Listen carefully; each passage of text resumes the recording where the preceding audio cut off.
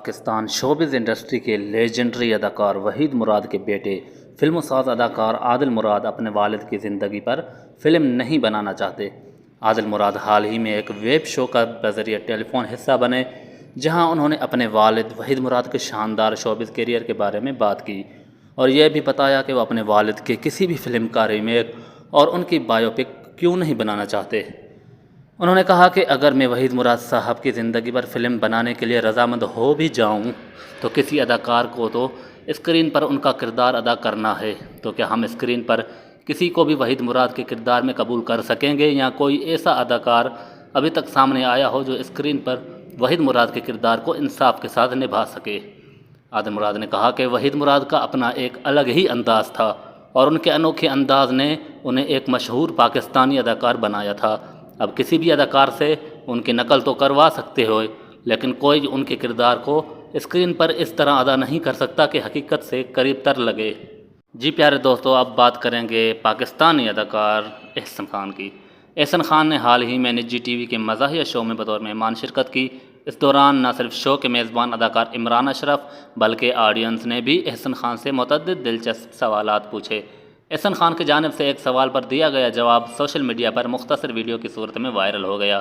اس video میں احسن خان نے اپنے کرش سے متعلق بات کرنے سے انکار کر دیا۔ احسن خان نے سوال کے جواب میں کہا کہ جب آپ کے بچے بڑے ہو رہے ہوں اور آپ کی اہلیہ بھی آپ کا انٹرویو سن رہی ہو تو میرے خیال میں دوسری خواتین کی تعریف نہیں کرنی چاہیے، اپنی بیگم کی تعریف زیادہ کرنی چاہیے۔ انہوں نے کہا کہ میں اپنی اہلیہ کی عزت اور احترام میں اپنے کرش کے بارے میں بات کرنا پسند نہیں کروں گا۔ احسن خان مزید کہا کہ اپنی اہلیہ سے ڈرتا نہیں مگر کسی کی محبت کا مان بھی رکھنا چاہیے۔